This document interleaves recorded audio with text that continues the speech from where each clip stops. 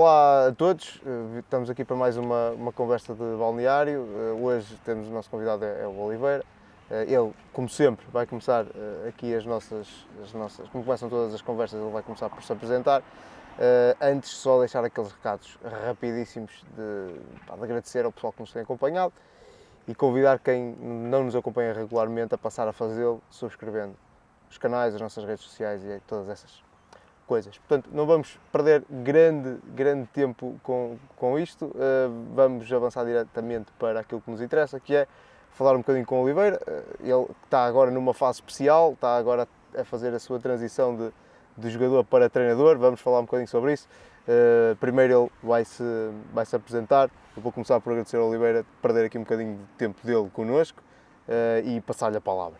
Oliveira, muito obrigado. Força, apresenta-te, por favor. Antes de mais, agradecer também o convite. É com todo o prazer que estou aqui. Para quem não me conhece, eu sou António Oliveira, mais conhecido por Oliveira. Fui profissional de futebol há muitos anos. Passei muitos anos aqui no Oliveirense e depois em outros clubes, que certamente iremos falar à frente. E neste momento estou a ter a minha primeira experiência como treinador de futebol principal. Ok, vamos começar a falar então dessa carreira. És natural de Oliveira das Meias. Mais concretamente de Carregosa.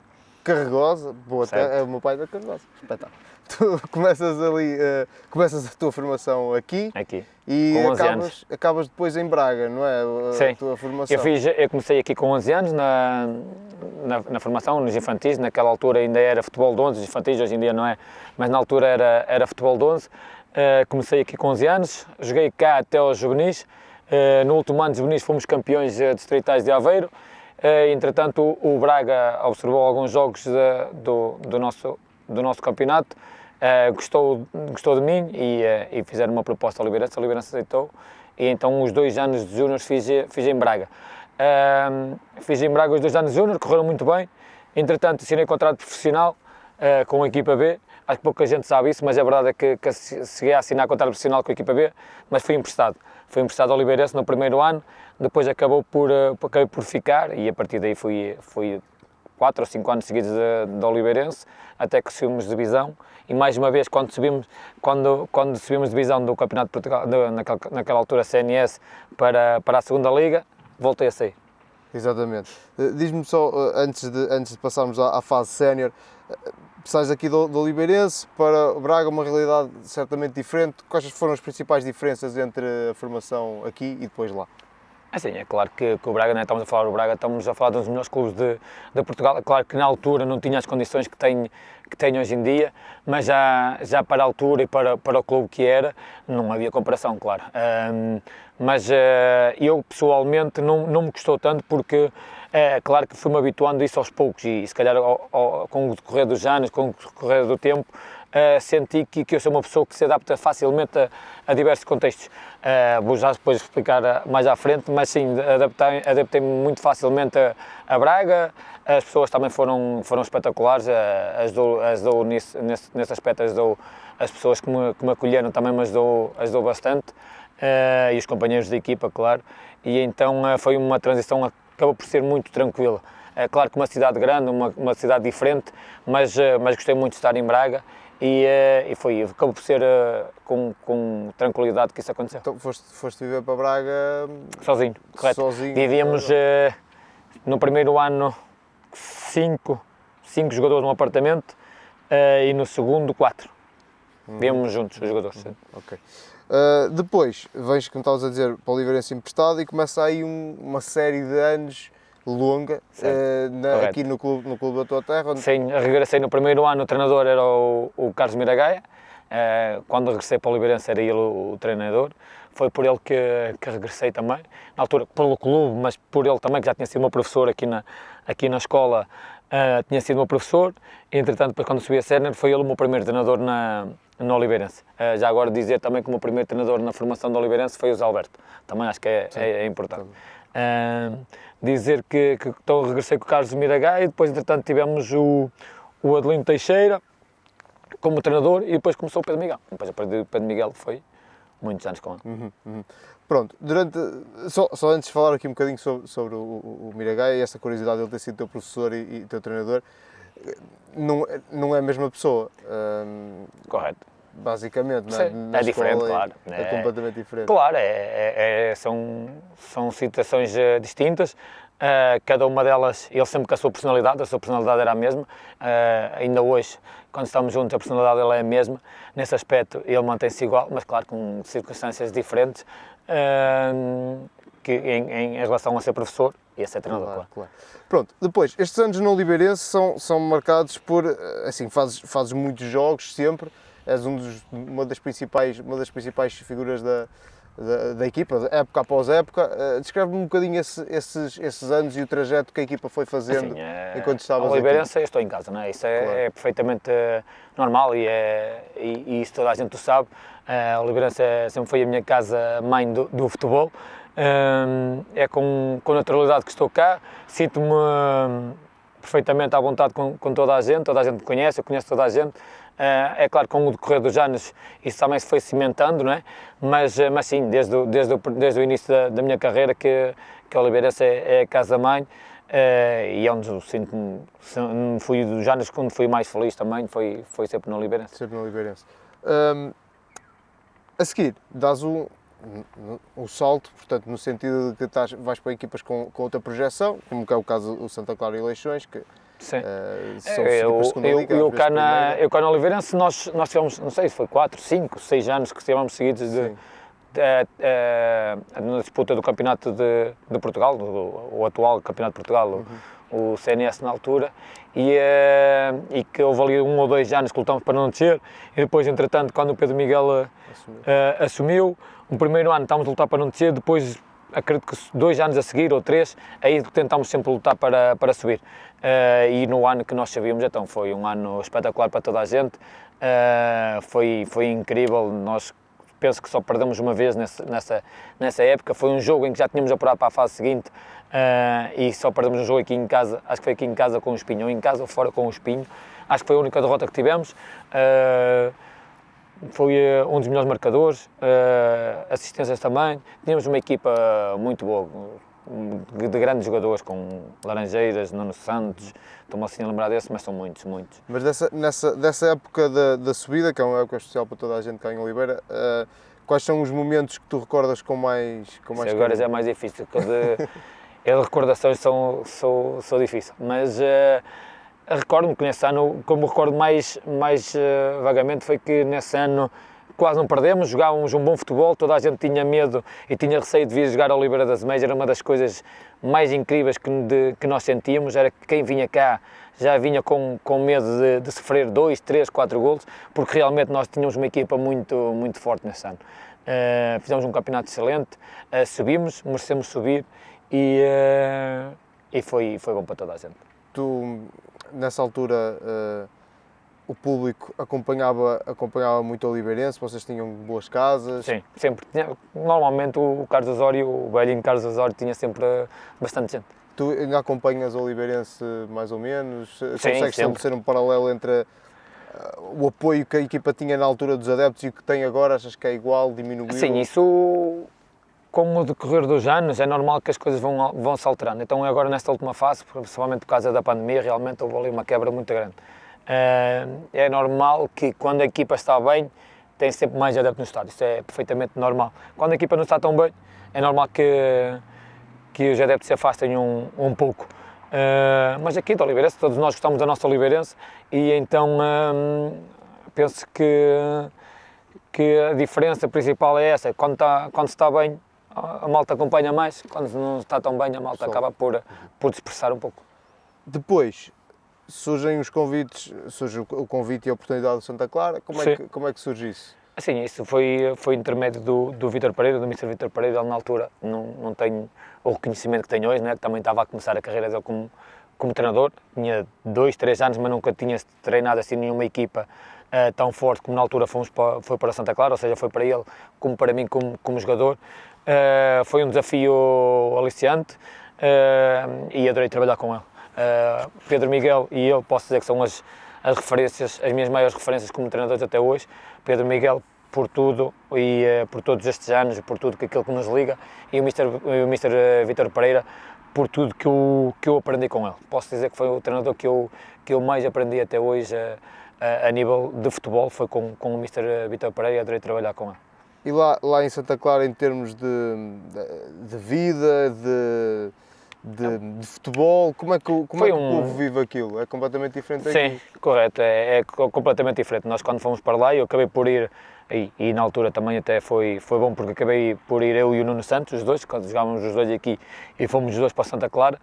Depois, entretanto, já tinha mais jogadores que eu conhecia, foi uma adaptação também fácil, uma ilha muito tranquila, as pessoas da ilha também muito tranquilas, com uma forma muito particular em viver a sua própria vida e que eu me identificava de alguma forma, mas sim, pessoas muito amáveis, muito afáveis e foi muito tranquilo viver na ilha. Recordas de alguma situação que tu tenhas sentido um choque pela diferença entre o continente e as Açores? Não houve assim? Não, a principal característica que eu via é que eles lá viviam muito mais a vida do que nós cá. Nós cá temos sempre aquela questão de preocupação, estamos sempre preocupados com alguma coisa. Eles lá não, eles lá apenas tentavam viver para desfrutar, para levar a vida. Era nesse aspecto que eu acho que eles aproveitavam mais a vida do que nós cá.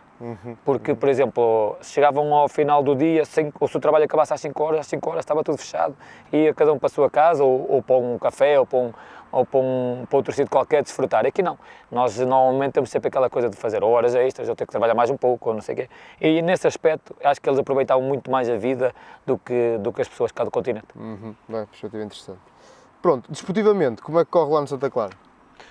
Assim, correu bastante bem, francamente bem, a nível de coletivo como individual. Acabei por, quer no primeiro, quer no segundo ano, acabei por ser uma das referências da segunda Liga. Até no segundo ano, se não me falha a memória, foi quando fui a primeira vez considerado o melhor jogador da segunda Liga pelos treinadores da segunda Liga, que era na altura que se fazia, ainda se faz hoje em dia, no jornal O Jogo, no primeiro dia do ano que saiu a equipa, feita pelos treinadores, tinha sido logo nessa altura, e depois a seguir também fui pelo Leixões, foi 2 anos seguidos consecutivos, fui considerado o melhor jogador da segunda Liga. Correu bem, a nível coletivo, é claro, ficou aquela pecha de não termos conseguido subir, culpas também minhas, porque falhei um dos penaltis decisivos na altura, são coisas que ficam, mas tirando essa situação do penalti em que falhei, foi 2 anos espetaculares.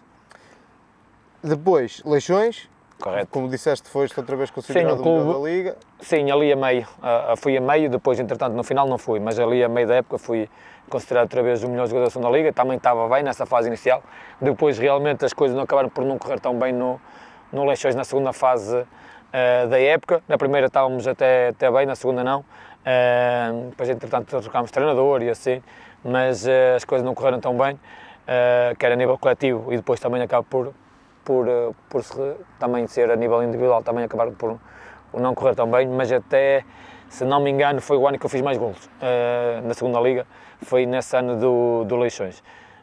Mas pronto, depois entretanto regressei ao Oliveirense também, e faz parte, é o processo do futebol. Aquilo lá em Matosinhos, quais foram os treinadores que apanhaste? Apanhei o Augusto Inácio e o Litos. Vocês, aquilo lá, o pessoal em Matosinhos tem sempre a fama de quando as coisas correm bem levam-nos ao colo, quando as coisas correm mal eles são um bocadinho... Posso dizer que teve uns episódios engraçados, fixe. Não vale a pena falar, mas posso dizer que teve uns episódios engraçados nesse clube. A relação com o público era complicada? Sim, principalmente quando nós éramos um candidato fortíssimo à subida e quando chegámos a meio da época praticamente estávamos fora da corrida, realmente houve ali situações que são difíceis por vezes nós, enquanto jogadores, que sofremos muito com o que estamos a viver de enfrentar, mas percebo perfeitamente a paixão dos adeptos pelo clube, tudo o que fazem, todos os sacrifícios que fazem para verem bem o seu clube e por um ou por outro motivo as coisas não correrem tão bem, é perfeitamente compreensível da parte deles. É claro que há coisas que não vou aqui falar nem referir, mas que são difíceis de passar. Pronto, mas momentos bons. Menos bons, sim. Sim, menos bons, mas tiveste certamente momentos bons que interessam. Sim, claro, sim. Isso lá é lógico. No Leixões também. Sim. Pronto, entretanto, começa uma aventura no estrangeiro Não, entretanto vim cá ao Oliveirense, estive cá há um ano, foi no ano que fomos à meia-final da Taça, Sim. a seguir ao Leixões, quando eu regresso, foi no ano que fomos à meia-final da Taça. Entretanto, a seguir comecei as minhas aventuras pelo estrangeiro. Pelo estrangeiro. Essa por dois destinos, Sim, diferente. Um bocadinho estava na moda na altura, o Chipre, toda a gente ia para o Chipre, entre Correto. aspas, e depois outro não muito comum. Assim, acho que no Chipre uma das principais dificuldades foi mesmo minha, por causa da barreira da linguagem. Eu, tirando o português, não me consigo desenrascar, ainda hoje tenho alguma dificuldade no inglês, estou a trabalhar nesse sentido, mas ainda tenho alguma dificuldade no inglês e lá senti alguma dificuldade. É claro que lá acabei por ter uma ajuda muito grande de um colega da equipa, do Vítor Lima, que neste momento pertence ao Famalicão, e era ele que me ajudava a traduzir tudo e assim, pronto. Mas realmente Mas o Vítor falava inglês e falava muito bem grego. Ele. Ok. Falava muito bem as duas. Em claro que no Chipre fala-se muito grego e inglês fala-se as duas de forma natural para os cipriotas. As duas línguas falam-se de forma natural para todos eles. E eu, nenhuma nem a outra, tinha realmente grandes dificuldades em perceber o que eles diziam. A nível pessoal, a nível individual, até estavam a correr minimamente bem, porque logo nos primeiros 5 jogos que me recordo, fui até considerado pelo jornal lá do Chipre como o melhor jogador da nossa equipa, não das outras, mas da nossa equipa fui considerado o melhor jogador, mas entretanto depois chegou ali a novembro e acabei por sair e regressar a Portugal. Exatamente. Depois, o outro destino que estávamos a falar é Angola, fizeste uma série de épocas em Angola. Aí gostei. Um país exótico em todos os aspectos. Fala-nos um bocadinho de como é que é a realidade do futebol, ou assim, como é que era a realidade. Eu quando disse há pouco atrás que eu tenho facilidade em me adaptar às circunstâncias e aos novos desafios onde me encontro, acho que tem muito a ver. Angola é o exemplo claro disso. Eu cheguei a Angola e para muita gente acredito chegar a Angola, um país que toda a gente diz de terceiro mundo, e realmente tem situações que parecem um país de terceiro mundo, mas tens outras que não, é um país perfeitamente normal, um país perfeitamente capaz de se impor perante os outros, e eu adorei estar em Angola, adorei a cultura, adorei as pessoas, adorei jogar lá. É claro que tinha pequenos senãos, claro, como é em qualquer parte do mundo, mas posso dizer que foi uma aventura que gosto e sempre disse que mais tarde eu de regressar. Como é que surgiu a hipótese de Angola? Não é um destino, ou pelo menos não era um destino normal? Eu já antes de ir para o Chipre, já tinha tentado ir para Angola, já tinha lá o Carlitos que jogou aqui no Oliveirense e que jogou lá, e que nos dámos muito bem, e eu também já através dele tinha tentado entrar. Depois, entretanto, também o Hernani Tomás, que jogou comigo no Santa Clara, e entretanto também ele tinha dupla nacionalidade, português e angolano, tinha ido para lá e também através dele tinha tentado, não consegui, e depois nessa altura um empresário, pronto, convenceu-me, tinha uma proposta para mim, eu analisei, decidi aceitar e fui numa aventura que penso ter sido muito produtiva para a minha carreira. O maior choque lá em Angola? Tu eras capaz de ver neste lado de uma rua tudo bom e do melhor, e do outro lado da rua tudo pobre, tudo sem nada, crianças sem roupa, sem mais alegria. É isso que eu digo, adorei estar em Angola, e depois acabei por ter ainda mais sorte ainda, porque não joguei só em Luanda, joguei em várias províncias, joguei no Mochico, joguei na Lunda Norte, vamos lá ver se não me engano, na Lunda Sul, na Lunda Norte, uma das duas, mas joguei no Sagrada Esperança, que é Terra dos Diamantes, e joguei em Luanda, joguei no Benfica, no Sagrada e no Bravos. Joguei, e posso dizer que nas províncias as pessoas ainda são mais próximas, mais chegadas. Nós chegávamos os miúdos mesmo sem nada, chegavam ali, brincavam com pequenas coisas, com coisas que nós às vezes les dávamos, mas estavam... Além de estarem a brincar, nós vimos a alegria deles, mesmo sem nada. E quando eu digo sem nada, é mesmo sem nada. A maior parte desses miúdos que nós estávamos habituados a ver todos os dias, tínhamos uma refeição por dia, possivelmente, e alguns deles até isso tinham dificuldade, mas a alegria que eles tinham e de nos ver ali, estarem connosco, foi uma experiência para a minha vida e que me enriqueceu muito como como pessoa, sem dúvida. Aquilo, em termos desportivos, não sei, estas épocas coincidiram com a época em que o Rivaldo esteve Não, eu já tive depois do Rivaldo. Eu lá tive o Mayong, sim, jogadores mais, principalmente de cá, que toda a gente conhece cá, Mayong, João Tomás. João Tomás, exato, também jogou. Sim, o João Tomás também teve. Depois teve mais alguns, agora assim, mas os mais conhecidos, mais reconhecidos, foi na altura que o Mayong fez uma época brutal no Setúbal, o Porto queria em dezembro, e ele foi para lá, também quando eu fui. E ele foi para o Cabo Escorpa. Mas sim, mas lembro-me de falarem do Rivaldo lá. E depois também apanhei alguns africanos com muita qualidade, mas que... O campeonato lá como é? É mais ou menos equilibrado? Como é que não, era? Tinha sempre 2, 3 equipas muito fortes, que sempre lá o 1º de Agosto e o Petro de Luanda são as equipas mais fortes. Depois tinha ali 2 ou 3 que se aproximavam deles, como quando joguei, por exemplo, no Bravos, tínhamos uma equipa muito boa, ficámos em terceiro. No Benfica de Luanda tínhamos uma equipa também muito forte, ficámos em terceiro e ganhámos a taça de Angola. No Sagrada, o campeonato já não correu tão bem, mas fomos à final também da taça de Angola. Tinha ali sempre 3 ou 4 equipas, Sagrada, o Bravos, alguns anos, Benfica de Luanda, Interclube. Na altura que eu lá estava também o Libol era muito forte. O Libol nessa altura era muito forte, foi campeão 2 anos ou 3 seguidos também. Um Corralito jogava, pronto, o que jogou aqui no Oliveirense, o lateral direito. Quer dizer, na altura era extremo aqui, mas entretanto foi lateral direito e agora joga lateral direito. O Libol também tinha uma equipa muito forte.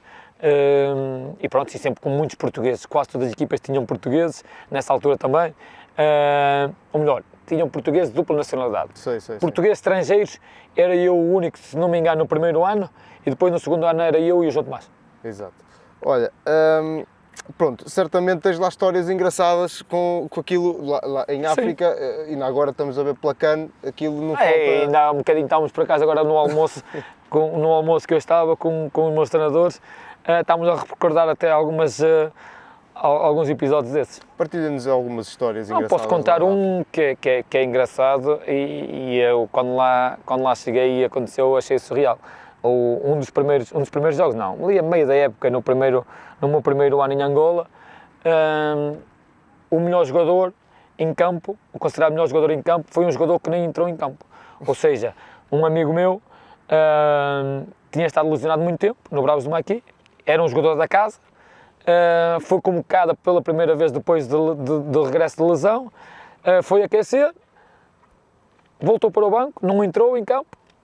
Nos dias a seguir foi considerado o melhor jogador em campo pelo jornal. Por isso é uma história que acho que é um bocadinho muito surreal, mas aconteceu e como essa, muitas outras. Sim, muitas outras. A organização é sempre um bocadinho... Sim, posso dizer também, por exemplo, no Bravos do Maqui, eu viajava nos aviões militares, cheios de comida, acabei com pessoas, comida, animais, até caixões chegou a viajar comigo, por isso acho que são coisas que eu digo que eu adaptei-me facilmente, porque não é fácil se adaptar a estas circunstâncias. Há jogadores que não conseguem se adaptar e eu, da minha parte, foi super tranquilo. A movimentação mesmo dentro do próprio território não deve ser fácil, entre províncias aquilo... Não, aí foi tranquilo sempre e por acaso nunca senti assim nenhum problema. É claro que é bastante diferente de umas para as outras, mas nunca tive grandes problemas na movimentação de um lado para o outro. Sim, senhor. Quer dizer, a nível de estrada, sim. Que a estrada sim, é isso. Sim, a nível de estrada... logística não deve ser fácil. Não, por exemplo, quando eu joguei no Sagrada, o aeroporto da Luna estava em obras, os 2 anos que eu lá joguei, 1 ano e meio que eu lá joguei, então nós tínhamos que fazer 1 hora, acho que era 1 hora e 30, até à pista, que era em terra. Ou seja, eu viajava sempre e aterrava numa pista em terra, não tinha asfalto. Pronto, isso foi logo a primeira também, quando lá cheguei ao Sagrada foi engraçado. Mas o pior era quando estava a chover, o avião não conseguia aterrar nessa pista, então nós tínhamos que viajar mais 4 horas de autocarro para conseguir chegar a outro aeroporto, para depois viajar mais 2 horas de avião para Luanda, ou para qualquer outra província. Normalmente era sempre 1 hora e meia, 2 horas de província para província, de avião. Pois, de avião. Era essa logística de avião, sim. Mas esse ano na Sagrada foi difícil por causa de todos esses quilómetros que nós fizemos. Depois, no segundo ano, nós fomos à CAN, às competições africanas, às competições africanas, desculpa, pelo Sagrada, e então aí foi duro, muitos quilómetros que fizemos. Fomos jogar à Tanzânia, fui jogar à Tanzânia, fui jogar ao Congo Brazzaville. Dessas Tanzânia e Congo, isso, pronto, Gostei muito de ir à Tanzânia, achei um país maravilhoso. Sim, e em termos de condições para o futebol, qual foi dos Não, dois? todos eles sabemos que isso em África é complicado. Falha sempre qualquer coisa, Muito, não é? muito. Isso é, nesse aspecto, e vê-se agora Na CAN. na CAN e quando a gente vai vendo aí, onde eles estão, é o ponto menos forte deles, é a organização, condições, a maior parte das equipas é o que falta. Mas principalmente das pessoas, da organização, aí falta muito. Imagina aquele vídeo árbitro, eles têm vídeo árbitro na CAN. Sim. Imagino aquilo, as comunicações. Agora o árbitro deste jogo agora que toda a gente está a falar, o quarto árbitro é angolano, é o Éder Martins. Olha, Apanhei na altura lá. Depois regressas? Sim, regressamos e subimos outra vez. Exatamente. Foi neste ano regressei em janeiro outra vez, pronto, porque lá o campeonato é diferente de cá, lá começava, eles agora querem alterar, não sei se já está certo ou não, mas queriam alterar, lá começava em janeiro, fevereiro o campeonato e acabava em novembro. É dentro do município. Acabava em novembro, porque depois normalmente eles estavam de fazer a final da taça no dia 11 de novembro, que é dia nacional dia de Angola. E estavam quase sempre a fazer, nem sempre era possível, mas eles tentavam sempre fazer a final da taça de Angola nesse dia. Por acaso o que eu ganhei não foi. Foi no dia 23, se não me engano, de novembro. De novembro. Sim, se não me engano foi no dia 23. Então, tu ainda apanhas Venho para cá para o Oliveirense, cheguei a meio e acabamos por subir, pronto. Sim, tínhamos meio grande equipa, pode ser que tínhamos grandes jogadores, grande equipa. Claro que também concordo, tivemos ali alguma ponta de sorte na fase final, mas como eu acredito que a sorte faz parte. Faz parte. Acho que sabemos, fomos uns justos vencedores, mesmo sabendo que no último jogo as coisas não correram tão bem como nós queríamos. Mas pronto, o mais importante era subir. Exatamente, claro. exatamente. Eu posso dizer que aqui no Oliveirense, assim, em jeito de balanço, 2 subidas, final da Taça da Liga, Final Four da Taça da Liga e meias finais da Taça de Portugal. E agora, infelizmente, neste ano que eu tinha dito, já dizia há muitos anos que nunca tinha tido, eu nunca na minha carreira tinha tido, como futebolista tinha tido, infelizmente acabei por isso acontecer no último ano aqui no Oliveirense. Foi a pecha, porque de resto, 2 subidas à segunda Liga, onde a equipa foi mais longe na Taça de Portugal estava presente e onde a equipa foi mais longe na Taça da Liga também estava presente, foi na Final Four.